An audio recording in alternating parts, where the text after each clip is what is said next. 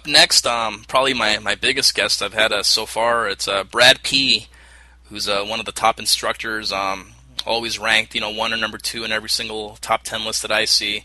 And I've met him, a few times. He's come to speak for Casanova Crew. I've seen him out at the clubs. Really, really cool guy, so I thought it'd be fun to interview him. And he rarely does these interviews, so really appreciate him taking the time to do this. And here's the Brad P. interview. Yo, Brad. Hey, Jared. How's it going, man? All right.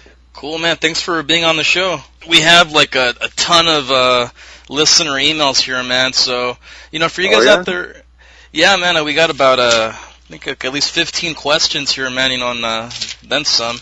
But just for the guys out there who don't know, Brad P's usually regarded as one of the top instructors in the country. He's usually like on every single top 10 list. Usually they're like number one or number two. And he lives down here in L.A. He's spoken for Casanova Crew a few times in the past. And, we always love having you down. And I guess let's just jump into it. First question is, what were you like growing up? A lot of us getting into the game were like really shy or, got bullied and, things like that. What was Brad P. like when he was younger? When I was a very young kid, I was my whole family was alcoholics, so I was socially withdrawn. Alcoholics tend to fly off the handle and yell at you if you express yourself. So by the time I got to school, I didn't express myself at all. I was shy. I didn't talk to anyone.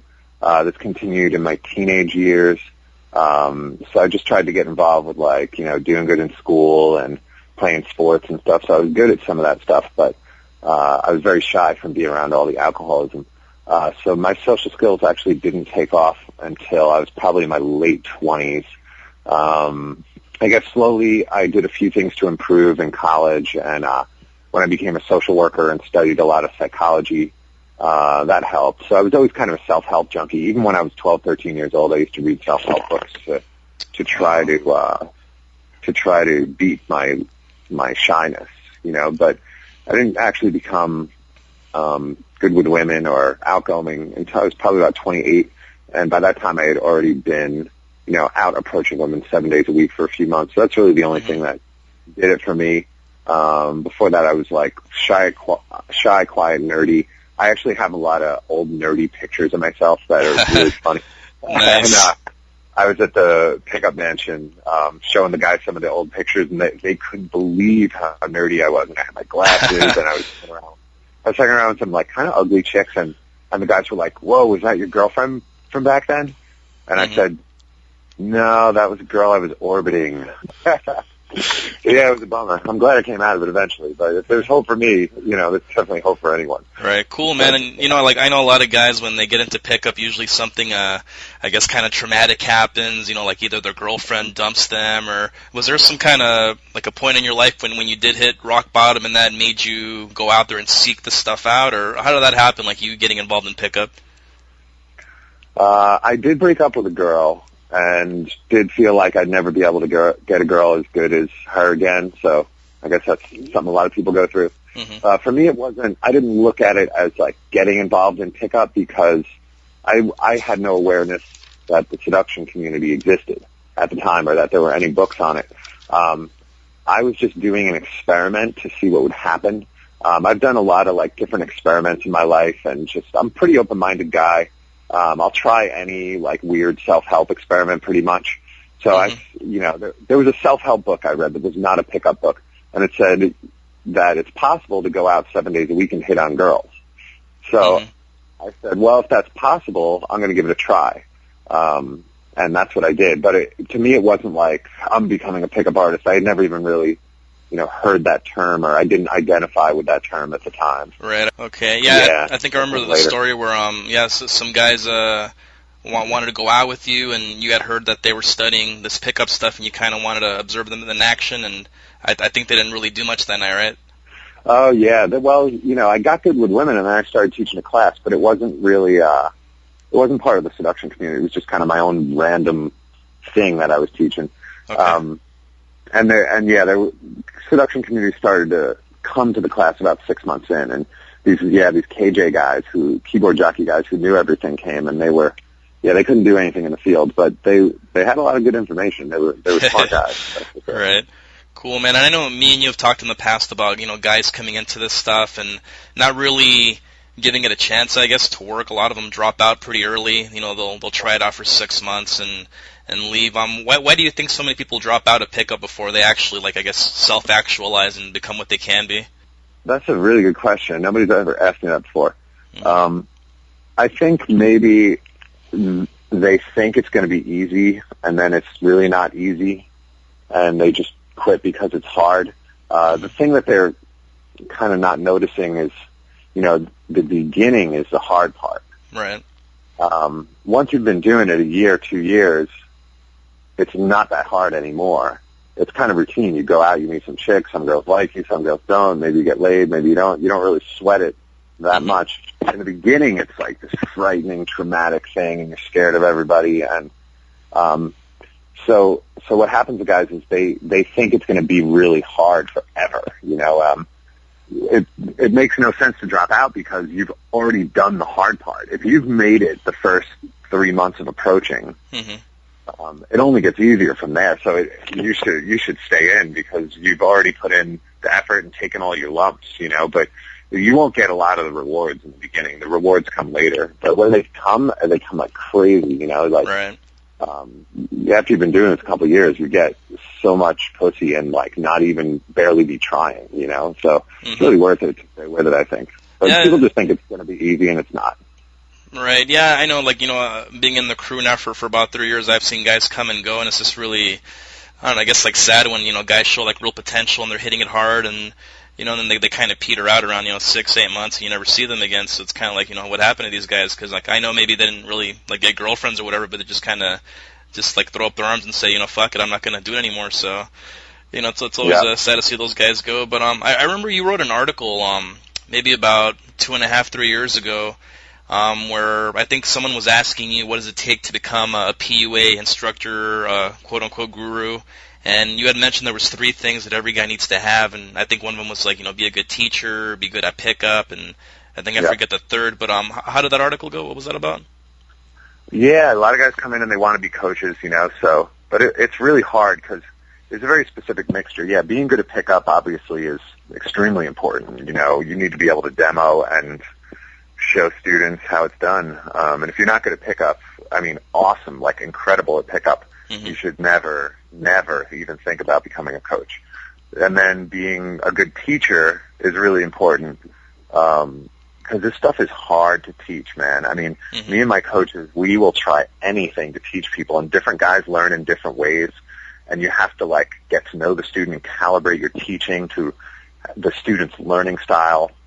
You have to be able to change your teaching style, you know, on a dime to calibrate it to the student. So teaching's pretty tough to learn. It came easy for me since I had 5 years of social work experience, and I had been a basketball coach before that. So, but most new coaches don't have those advantages that I had. The third one was just being good at business, and this is the one that I was really bad at a long time, which I probably is still my weakest part of, you know, being a guru, because I was good at pickup and I was good at teaching, but business is something I had never really done before. You know, there's actually those same keyboard jockey guys who had no game who told me, they, like, explained it to me. They're like, listen, you have to, like, form a business and file, like, corporation papers with the government. You got to do this. You can't just keep, like, charging people $40 and for, you know, the class and So they like introduced me to the paperwork side of it, which still eludes me to some extent. But, you know, I'm learning. I had some good teachers who were actually guys who own other production companies, kind of showed me the way how to do it. You know, if you're good, you know, people will help you, and people are super cool. You know, everybody's been, like, really super cool to me ever since I've been in this thing. Yeah, cool, man. And I guess that kind of leads into our next question. This is something I ask, you know, other coaches. I've asked, like, APB and Vince Calvin, but every now and then you might get one particular student who, I don't know, like, either has, like, a disadvantage, or there might be, like, you know, missing an arm or kind of disfigured. Well, what's the most difficult type of student that you've had to personally train? Let me see. Yeah, there's so many students who are difficult. I would say... And even aside from disabilities, they might just be, like, smartasses and think they know everything already. Like, you know, does anything, like, you know, stand out like that? Nah, you don't get a lot of smartasses. I think most people they come because they want to learn. You know, they wouldn't be there if they thought they knew everything. Mm-hmm. You know, I've taught guys. I had a student who was blind, which actually wasn't that hard. Mm-hmm. Yeah, he had a great attitude though, and he took my workshop in Washington D.C. and a girl was like ready to go home with him. She's like, "Hey, let's go home together." You know? Oh, nice. Yeah, like he had a great attitude, and he sort of leveraged the whole blind thing to his advantage. Like it's in some ways like kind of cool and charming to be blind. Like you know, some famous celebrities are blind, like Stevie Wonder, Ray Charles, or stuff like that. Right. So that wasn't tough. We had a guy who had kind of like a paralysis of the face. Oh, a few months ago. Yeah, I know it sounds really hard, but the thing is, we actually have a coach who also had paralysis of the face at the time. Oh, wow. What a coincidence. Yeah, they actually had the same condition. I believe it's called Bell's palsy. So this guy says, I have Bell's palsy, and I said, well, I'll send you a coach who also has Bell's palsy. Perfect fit, man. Nice.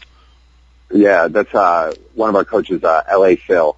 He recently recovered from Bell's palsy, but his face was half paralyzed, and he still did pickup, and he still fucked some chicks. So wow. It's pretty amazing. That's amazing, man. I remember, I worked briefly for Love Systems, and we had a student who also had, I think he had like paralysis of the face and then some neck problems, like he couldn't turn his neck all the way around.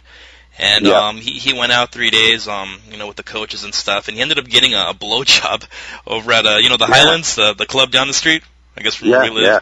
But I was like, no way, man. So just that just goes to show it doesn't really matter what your disability is. I mean, it's just a desire to learn this stuff, and pretty much anybody can get it down with enough dedication. But those disabilities aren't the deal breaker. For me, the really hardest students I think are the guys who have negative thinking and like negative thought patterns. That is really hard to fix. I think it'd be way easier to get a guy laid who only had one arm than it would to get a guy laid who is very negative. We had a student in the workshop a couple months ago, and I just tried to give him a lot of one-on-one time because he was just negative about everything. He believed he was going to fail very firmly. He couldn't be convinced otherwise. He had tons of self-limiting beliefs, and he was actually a pretty good-looking guy. He was better looking. There was 3 coaches at the workshop, me, Hyper, and L.A. Phil.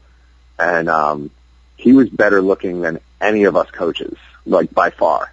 And he was kind of like, nah, Brad, you can only do it because you're tall, and the other 2 guys are short, Hyper and L.A. Phil. Those guys are like 5'7", and they were picking up chicks, and I was like, well, what about those guys? Right. But yeah, being negative is extremely hard to fix. We fixed it, but it ain't easy. Yeah. Okay, and I guess the next question is something that a lot of people want to know. It's about one of your famous openers. And the first time I ever heard of you was back, when I first got in the game back in late 2006, early 2007. And it was me and my wingman Curse. And we went out and met this guy named Francis who had long blonde hair, and he had moved here from Montana. And he kept talking about Brad P. And I think we went to I think it was Club Bang or Clockwork Orange, whatever they call it now. Yeah. And I had opened up a set, and I did the Cube, which is real, popular back then, the Cube routine. And I got blown out right away. She wasn't hearing it. And he goes up to her and asked her if she likes horses. And next thing I know, they're making out in the corner. And I was like, what the fuck was that all about? The horse thing. And I asked him, he's like, yeah, that's a Brad P opener, the horse girl. That's probably like one of your most popular ones.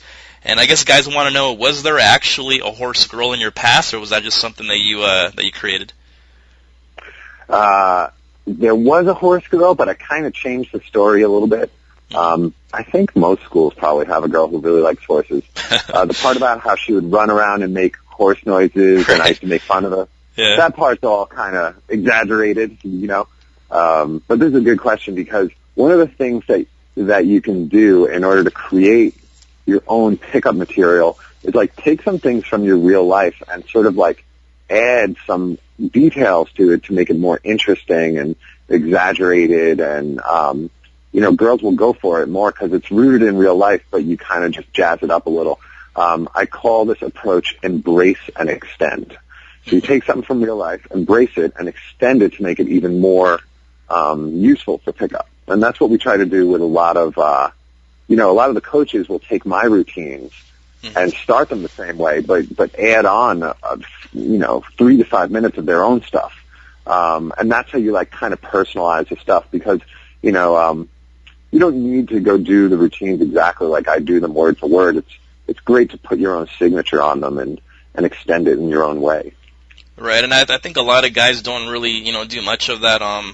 They kind of tend to take material that's already out there and use that versus, trying to be an artist, like, the AN artist, and then PUA stands for artist, and I just kind of see it's kind of like the recycled stuff, and I think, creativity goes a long way, and just kind of using the same stuff over and over again, it kind of limits you in a way, right? I mean, you should have, like, free reign to be creative with this stuff and make it your own, like, make it cater to your own personality. But, for some students that can work, for really raw beginners who have never, maybe young guys who don't have a lot of life experience, I think it's really hard for them to extend stuff, especially if they're not the creative type. So for some of them, it's better to stick to the script. But, if you are the creative type or if you have some life experience to draw on, by all means, use it. Right, cool. And this next question, I was gonna kind of avoid reading it, but I'll just throw it out there, and you can answer it or not if you like. But this guy wants to know, he's with a girl, he has a girlfriend, and he wants to eat her ass, and he doesn't know how to bring up the subject. What would you recommend to him? Yeah. Yeah. Oh, hell yeah, I'll answer that one. I would say, well, here's the thing. Women in the bedroom, they like to be submissive, and they like to please their man. So if he makes her feel like this is what he wants, then she's probably going to go for it. He could ease into a little. Like, he could be eating the pussy, and he could be like, wow, your ass looks really pretty. It's actually really attractive. I'm getting kind of turned on by it. And then, like, touch it with his finger a little, and then just kind of go for it for there. I mean, the worst thing that could happen is she's going to just be like, hey, can you lick my pussy some more? Because girls won't make anything like awkward in the bedroom generally. Even if it's something they don't like, they're not going to be like, whoa, buddy, I didn't like that. Fuck you, I'm getting out of here. That never happens. So better to lick first and ask questions later. Nice. So I guess step by step, like take it a step at a time versus just kind of jumping in there, tell her that it looks good or kind of lead up to it, I guess, versus just going in. Cool. All right, man. Give her 2 compliments on her butthole and then lick it. Yeah. Nice. Cool, man. And I heard you're a musician. You play guitar. I've seen you carrying your guitar around. And I guess tell us about your band and your music. I'm not really playing much these days. Like, I used to play the guitar a lot. But these days I'm kind of like just, mostly teaching pickup. It takes up like a lot of my time. But yeah, when I was younger, and like I said, I had like some social problems. Like, the guitar was a cool way for me to like express myself and have something that I was good at and show my talent. And it helped me like meet people because I really didn't have any other way of meeting people at the time. So I think playing the guitar got me through a lot of rough times when I was younger. But I'm not real active with it these days. Yeah, okay, cool. Yeah, same here. I've kind of had my guitar in the corner for a couple of years now, I guess. I was playing in my band for years, and, I kind of always wanted to go back to it, but it just feels like I'm going to have to learn it all over again, and, like, it would be a pain in the ass, but I do miss playing music, playing live and stuff like that. Yeah. But I used to play jazz, and I used to play jazz guitar in, like, a jazz duo in New York City, so that was pretty cool. Cool, man. Do you have any favorite bands, or...? Probably Grant Green and Joe Pass. Probably, I don't know how many of you guys listen to jazz, but those are like my 2 favorite jazz guitarists. And how about as far as like rock bands? Like you're into punk rock? Bands, I like Muse. That's a good band. And there's this new band that I'm listening to that's kind of like a South African hip hop band. They call it a Zeph group. They're called D Antwood. I don't know if I'm even saying that right, but basically like this rapper, and there's this girl singer in it, and they're South African. You can probably find that on YouTube. That's what I'm into lately. That's the latest music news from me. Yeah, cool, man.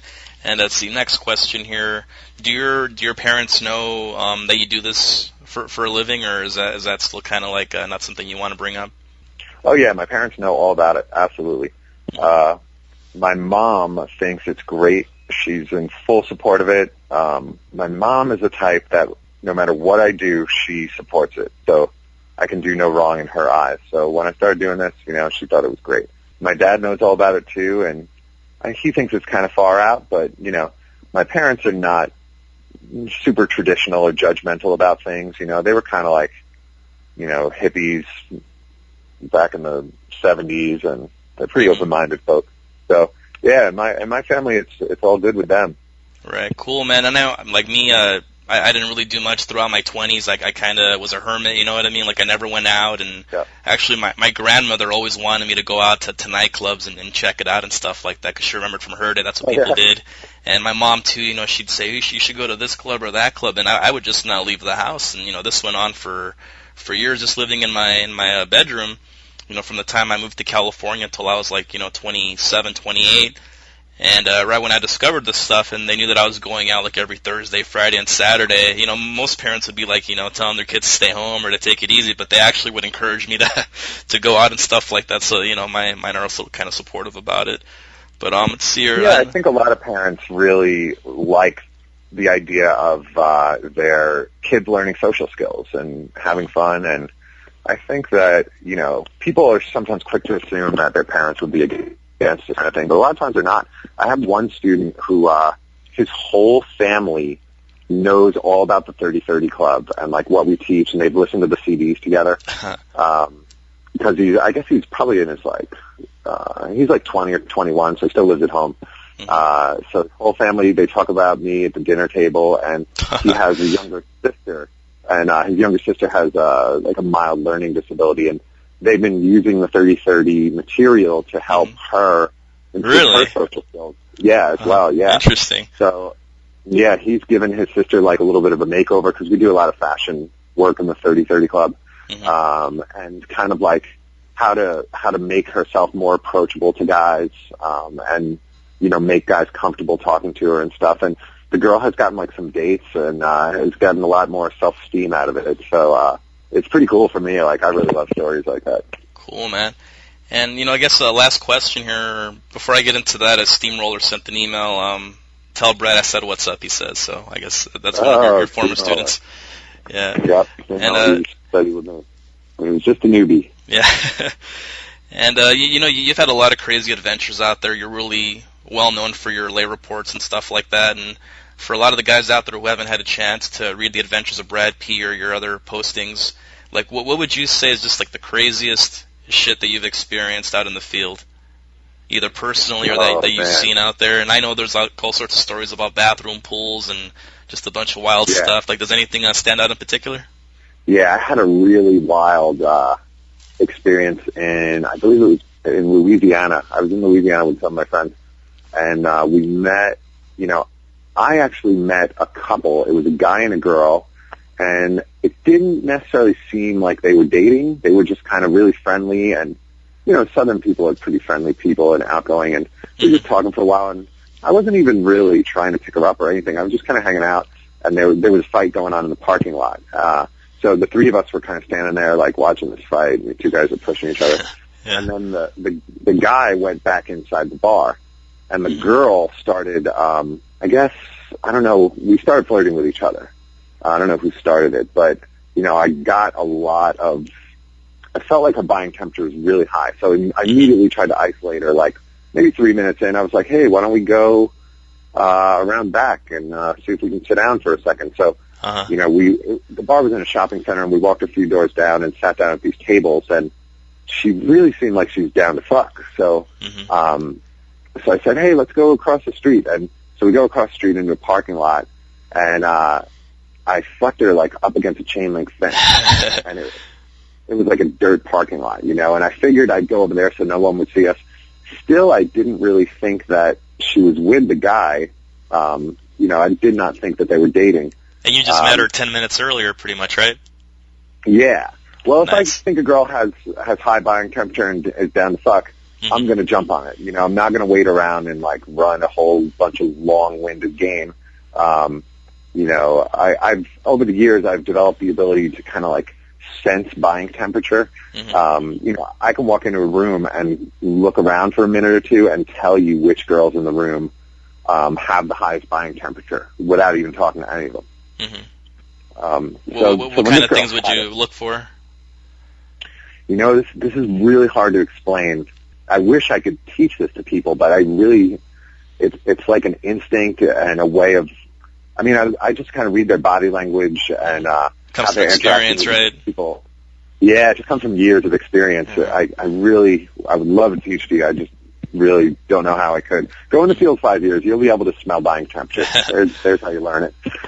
Cool. So you're banging her up against the fence, and you have no idea. Against the chain link fence, right? And then we're done, and we decide to go back to the bar. And on the way back, I'm thinking to myself, you know, that guy, you know, he was really cool to me. Mm-hmm. And I was like, you know, maybe he's her orbiter, you know. So if he's her orbiter, like, I didn't want to hurt the guy's feelings, mm-hmm. Or cause, like, you know, any drama. So I didn't want him to, like, think that I just fucked the chick that he's orbiting. And I didn't know. Maybe they were just friends. But I said, you know, to be on the safe side, you know, I just fucked this girl. I don't need to, like, rub it in this guy's face because he's probably trying to fuck her. You know, that's just, like, bad karma. Right, so I said, hey, I think, you know, I don't know if you would agree with this, but I think your friend has, like, a crush on you. And what we'll do is we'll just walk back, like, 30 seconds apart. And that way he doesn't have to get his feelings hurt thinking that I just fucked you up against a chain link fence. Uh-huh. So she gets back there, and I'm kind of still waiting across the street. And this guy starts screaming like a maniac. He somehow figured out that I had fucked this girl, and it was his girl. Absolutely boyfriend and girlfriend. So this guy's screaming at the girl. He grabs the girl, and he's, like, shaking her around, and he throws her in a pickup truck. And wow. Right? So then he starts looking for me. Oh, shit. Yeah. So and was he like a big scary dude or like a wrestler? Particularly big, but he was kind of like a redneck, like you know, long-haired redneck dude he'd probably been in a lot of fights, you know, probably more than me. I haven't been in a fight since like 8th grade, you know. Yeah, same here. But he was definitely more pissed off than me, which is always an advantage in any fight. The guy who's more pissed off, you know, definitely has a little bit of an advantage. Yeah. So he's screaming and he's walking around the parking lot and he's like, "Where is that motherfucker? Where is that tall guy with the black hair? I'm gonna kill that motherfucker!" You know, screaming and my friends, they had like this van, and the van was it had like no windows in it, like it was like total rapist van, you know. So so I got into the van and I was kind of like hiding out from the guy, and my friends were in the front of the van, and the guy came and knocked on the window. He's like, "Where is that motherfucker? I gotta find that guy. He fucked my girlfriend right in fucking front of my face." Oh man! You know? And my friends were just like, "What are you talking about, dude? You know, we haven't really seen anybody fucking out here." So you know, so he eventually, you know, after a couple minutes, he was just like standing in the parking lot screaming, like just staring at the sky screaming. And he's like, "I'm gonna kill you, motherfucker, when I find you." And then he got in his pickup truck and he drove home. Crazy, man. And she's pretty crazy for telling him, you know what I mean? Maybe she wanted him to get pissed off and just get that reaction out of him or something.